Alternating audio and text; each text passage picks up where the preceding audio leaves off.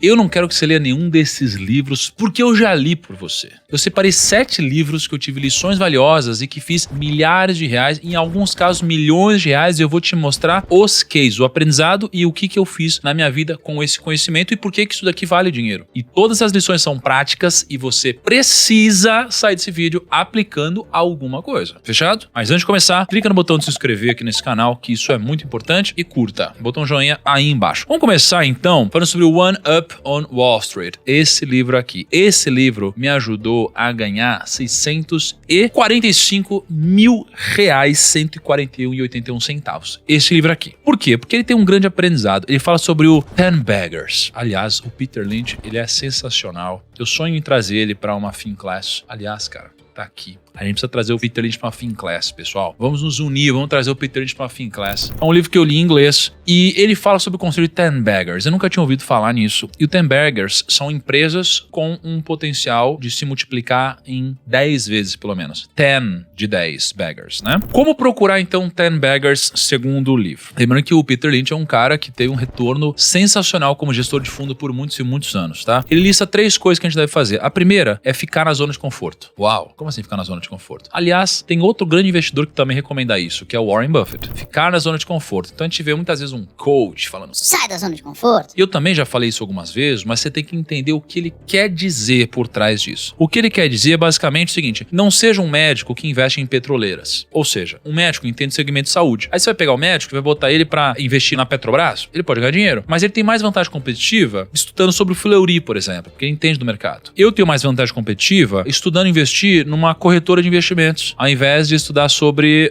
uma empresa que mexe com minério de ferro, porque eu nunca minerei ferro na minha vida. O segundo aprendizado dele é: comece por aquelas empresas que causam uma boa impressão. Ou seja, não aposta nas empresas que você não confia como cliente. Então ele conta várias histórias, uma delas foi por Dunkin' Donuts, se eu não me engano, que ele achava a empresa bacana como cliente. E aí isso aqui permitiu que ele pense, bom, essa empresa é uma empresa bacana pro cliente, o cliente gosta, tem um fator interessante. Ele conta uma história, se eu não me engano, faz muito tempo que eu li, que acho que a esposa dele tá no elevador com uma sacola de roupas pra dar de presente pra alguém e acho que ele nunca tinha visto. E aí ele falou, nossa, né, ela tá com uma sacola dessa marca, e aí ele investiu posteriormente nessa marca e ganhou muito dinheiro. Em terceiro lugar, compare o tamanho da empresa com o TAM, ou seja, o TAM é o tamanho de mercado endereçável. Então se o tamanho de mercado endereçável é grande, mas a empresa já tá ali na maturidade, já ocupou todo o tamanho de mercado, não tem mais tanto espaço assim pra ela crescer. Então o que ele diz é, as 10 Baggers geralmente são empresas menores. Então eu juntei essas 3 coisas: empresas que eu entendo, empresas que causam um bom impacto no cliente, empresas que são pequenas perto do seu tamanho do mercado. Então, fiquei na minha zona de conforto. Eu era sócio da XP, eu entendia muito bem como funcionava o modelo de corretoras, né, de empresas digitais. E aí, o case do Banco Inter era muito mais fácil para eu entender na época. Eu entendia perfeitamente o case do Banco Inter. Tanto é que eu fiz vídeos desde o IPO, né, sobre o Banco Inter. Segundo lugar, poxa, seleciona uma empresa que tenha uma boa impressão no cliente. O Banco Inter, na época, tinha um NPS de mais de 70. E como eu produzo conteúdo de finanças, eu vinha os meus seguidores falando nos comentários sobre o Banco Inter o tempo todo. A gente fazia um vídeo sobre o Banco Inter e bombava. Então as pessoas tinham muito interesse nisso. Eu falava, poxa, causa uma boa impressão no cliente. Eles gostam do Banco Inter. Em terceiro lugar, eu observei o TAM e eu vi que o Banco Inter era muito pequeno perto do tamanho de mercado que os grandes bancos ocupavam. E foi assim que esse aprendizado me gerou de lucro em Banco Inter. Mais de 645.141 reais e 81 centavos através da valorização das cotas e proventos das ações que eu ganhei. Em segundo lugar, foi o livro Geração de Valor. Não tô com ele aqui, deve estar no escritório agora. Foi um livro escrito pelo meu amigo Flávio Augusto, né? E eu tava numa fase onde eu tinha um escritório de investimentos, mas eu não tinha a cabeça necessariamente do empreendedor. Eu tinha a cabeça do autônomo. Faço meu trabalho, ganho meu resultado por performance, não por horas trabalhadas, mas eu não olhava ainda para isso como um negócio que tinha valor para ser vendido. Eu li esse livro, Geração de Valor, aprendi o conceito do equity, entendi que se eu tivesse um negócio que rodasse sem mim, eu poderia vender esse negócio para alguém, porque esse negócio continuaria gerando resultado. E foi o que eu fiz. Eu apliquei esse aprendizado de transformar essa geração de receita em um negócio. Tanto é que na época a gente separou as nossas funções, mudou para uma estrutura física, começou a investir em profissionais que pudessem fazer o que eu fazia. E aí a gente vendeu um escritório chamado Eminigro, né? Meu sobrenome. E aí eu atingi minha liberdade financeira. Eu vendi o escritório por 3 milhões de reais quando eu tinha meus 26 anos e atingi a minha liberdade financeira. O terceiro livro que me deu um baita resultado foi o Antifrágil. Antifrágil, ele fala sobre o conceito de convexidade, né? Esse livro gigante do Taleb, muito legal e por vezes também muito chato. Ele diz pra gente pensar na convexidade muito mais sob a ótica de se dar bem na sorte e não perder tanto no azar. Eu falo muitas vezes sobre isso, né? Sobre situações que você se expõe na vida onde você possa multiplicar muito mais seu dinheiro do que perder. Então, uma amostra grátis no mercado é isso. Você pode amar um produto que você vai comer pro resto da vida ou ter uma sensação amarga na boca, uma sensação que você não gosta. Isso funciona com investimentos também. Então, se você investe R$1.000, você pode perder tudo,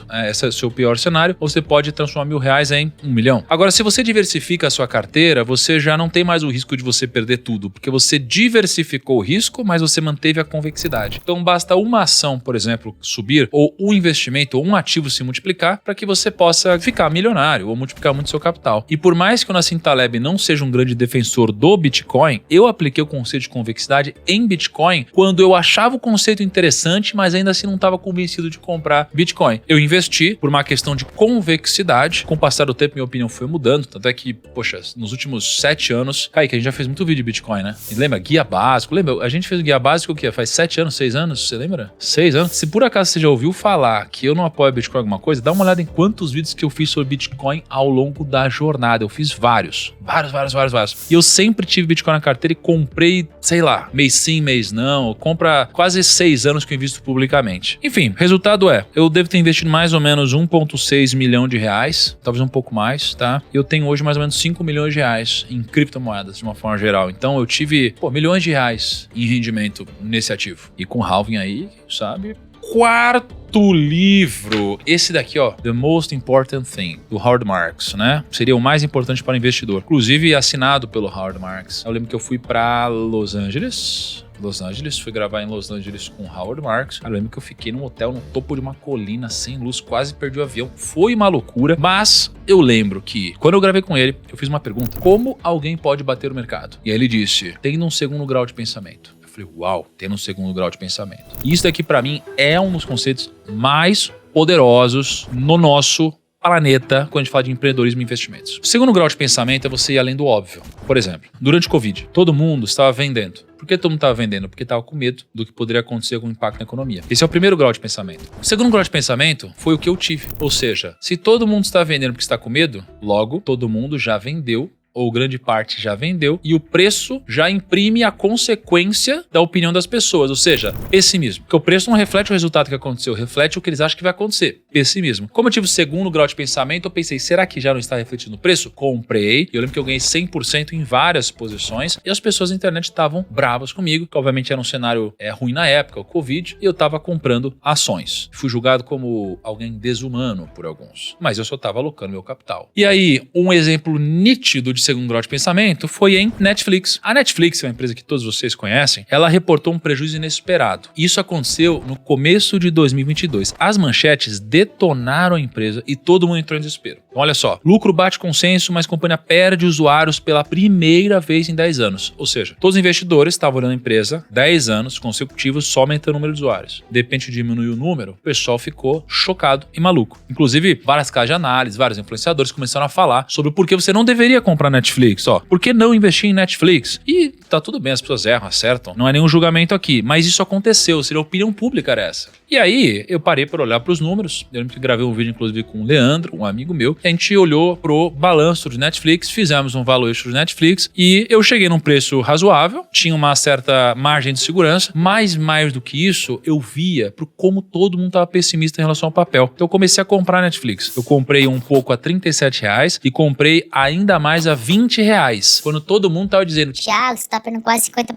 você não sabe o que tá fazendo. E aí eu até consegui comprar um pouquinho mais a R$18,75. E aí depois o que aconteceu? Eu vendi tudo a R$42. Foi quase 100% de lucro em um ano, porque eu tive um segundo grau de pensamento, enquanto todos estavam desesperados com o que estava acontecendo. Aliás, esse livro aqui, o mais importante para o investidor, foi um livro que eu debulhei ele. Eu li 2 vezes, fiz resumo sobre isso porque eu ia encontrar o Howard Marks. Quando eu voltei para o Brasil, ou antes de eu ir para os Estados Unidos, eu não lembro, eu gravei um Finbook, onde basicamente eu peguei cada grande aprendizado, transformei em aulas, e aí a gente subiu em alta definição na FinClass. Eu lembro, inclusive, que para gravar, você tava, não tava, Kaique? Pô, gravou no meio do mato, a gente terminou de gravar tipo 5 da manhã, você lembra? Frio, fogueira, mas ficou a coisa mais linda do mundo. Esse foi um Finbook que a gente gravou e, assim, impressionante e transformador. Então, imagina o que eu te falei agora sobre o segundo grau de pensamento, mas tem muitos outros aprendizados. E não só isso, mas tem outros livros livros aqui, alguns que eu mencionei e vários outros livros que você tem acesso na Finclass, inclusive, né, através desses Finbooks. Aliás, a Finclass vai comemorar 3 anos de aniversário e tem uma promoção especial que só vai durar um dia, que é o dia do aniversário. Você vai poder assinar a Finclass com 50% de desconto só no dia 24 de abril, porque é o dia de comemoração do aniversário da Finclass. Então você vai poder assinar toda a plataforma, que tem mais de 700 aulas, mais de 60 cursos, uma série de bônus. Ao invés de R$ 69,90, que já é um preço muito acessível, você vai poder assinar por R$ 34,90 no plano anual. É um preço com 50% de desconto, que é a melhor promoção do ano até agora. E junto disso, para comemorar o aniversário, você tem alguns benefícios a mais. Por exemplo, você vai ganhar um ingresso presencial para o evento no Ibirapuera, com grandes investidores. Você vai amar esse evento, o do ano passado foi incrível. E só esse preço já justificaria você ir no Ibirapuera. E além disso, você ainda ganha carteiras recomendadas. Então você aprende a investir, mas também tem recomendação de investimentos na plataforma, numa comunidade para você discutir sobre investimentos, criação de patrimônio, multiplicação de renda, com todos os assinantes na maior plataforma de educação financeira do Brasil. Clica no link da descrição, coloca seu nome e e-mail para ser avisado, porque você só vai ter acesso a essa promoção durante um único dia, que é 24 de abril, tá bom? Clica aqui embaixo. O quinto livro é Receita Previsível. Esse livro, ele é sensacional. Aliás, assinado pelo meu grande amigo Aaron Ross. Já tivemos juntos várias vezes. E esse livro, ele tem um grande impacto na minha vida, porque quando eu li, eu entendi um pouco mais sobre receita previsível utilizando o modelo de vendas. E a gente começou a implementar isso aqui no Grupo Primo em várias linhas de negócio, né? Então é um processo onde basicamente você tem uma captura de um lead, a qualificação de um lead, aí você tem alguém que prepara esse lead para garantir que de fato ele é o prospect certo para comprar o seu produto, aí você tem alguém que liga para fechar essa negociação, depois você tem a entrega do produto. Ou seja, um fluxo utilizando telefone e CRM para que você tivesse uma receita previsível. Isso aqui a gente implementou em várias business units aqui do Grupo Primo. Uma delas, e talvez a primeira que a gente implementou isso, foi o Equity Mais, a nossa escola de negócio aqui do Grupo Primo, onde a gente ajuda os empreendedores. E a gente já faturou mais de 20 milhões de reais lá. Então foi um livro que, claro, não foi ele que me trouxe esse faturamento sozinho, mas ele me ajudou a ter um pouco mais de previsibilidade e um pouco mais de organização nos nossos fluxos de venda. Agora tem um livro que é polêmico. Eu não ganhei dinheiro com esse livro necessariamente, mas ele me trouxe conhecimento que eu sei que vai me dar dinheiro ao longo do tempo. O Ray Dalio é um cara que eu sou muito fã, né? Tá aqui, o Ray Dalio mandou pra mim assinado também, né? Tem o Princípios. O Princípios, ele transformou muito a minha vida, porque quando eu li, eu pensei, caramba, eu preciso ter princípios que vão quase que funcionar como uma criação de um mecanismo para que eu possa tomar decisões que eu já tomei antes, né? Então, por exemplo, você vai contratar alguém, e aí essa pessoa, ela tinha uma filosofia diferente da sua, e essa pessoa tem problema de relacionamento depois com você. Você aprendeu que contratar pessoas com filosofias diferentes da sua pode atrapalhar o relacionamento no futuro. Aí você transforma isso em um princípio, se de fato você acreditar que ele é um princípio. Eu comecei a formular vários princípios na minha vida. Isso me ajudou a tomar decisões, e até hoje ajuda. Eu já compartilhei vários dos meus princípios. E aí ele lançou esse livro mais recente. Esse livro fala sobre ciclos, basicamente. Ele fala sobre a hegemonia, né? Que Estados Unidos domina hoje o planeta, e é uma questão de ciclo, porque outros países já dominaram o planeta antes dos Estados Unidos, e a China vai assumir em algum momento isso, né? O que tem uma certa similaridade com o livro do Mastering the Market Cycles do Howard Marks, porque fala de ciclos também, e me ensina a surfar ciclos. Só que uma das coisas que ele diz é o seguinte: como tudo é cíclico, tem algo e um ativo, né, que sempre vai ser importante ter na carteira, que é o ouro. Ray Dalio diz que quem não tem ouro no portfólio não o tem porque não entende sobre história. Porque se entender sobre história, entenderia que o ouro, sendo um ativo escasso, faria sentido ter na carteira. O que é diferente um pouco do que o Warren Buffett acredita, que ele diz que ouro não gera caixa, não gera resultado, não gera fluxo de caixa, por mais que o Warren Buffett tenha comprado posteriormente uma empresa que está atrelada ao ouro. Não sei se foi uma mina que ele comprou, alguma coisa assim, mas eu gosto muito da ideia do Ray Dalio, que está por trás do fundamento do ouro, de ter ativos escassos, que são anticrise, porque a gente vai passar por momentos desafiadores. Eu tenho alguns ativos que funcionam dessa forma, ou seja, tem uma correlação negativa entre si. Um deles é o Bitcoin, mas também tem outros que servem como um ativo escasso. Então eu tenho certeza que isso aqui vai me proteger de crise ao longo do tempo, por mais que ainda não tenha me dado um grande salto. E o 7º livro é o Snowball, do Warren Buffett. Não estou com ele aqui também, tá no escritório, eu usei para gravar um vídeo um dia desse, onde você tem muito da história do Warren Buffett e você tem vários conceitos, porque o Warren Buffett, ele é, para mim, indiscutivelmente o maior investidor de todos os tempos. E ele trouxe vários aprendizados pra gente. Um deles é sobre o moat. O moat, ele significa o fosso, em inglês. É como se uma empresa precisasse ter o seu fosso, ou seja, aquele diferencial que é irreplicável, como a Coca-Cola ter o branding da Coca-Cola, ou como você ter alguma negociação, uma patente que ninguém pode fazer igual, você ter o seu fosso. E eu gosto tanto da maneira de pensar do Warren Buffett, que lá para 2019 eu comprei ações da Berkshire, que é a empresa do Warren Buffett. E aí eu segurei essas ações por quase 4 anos. Eu comprei por R$173 mil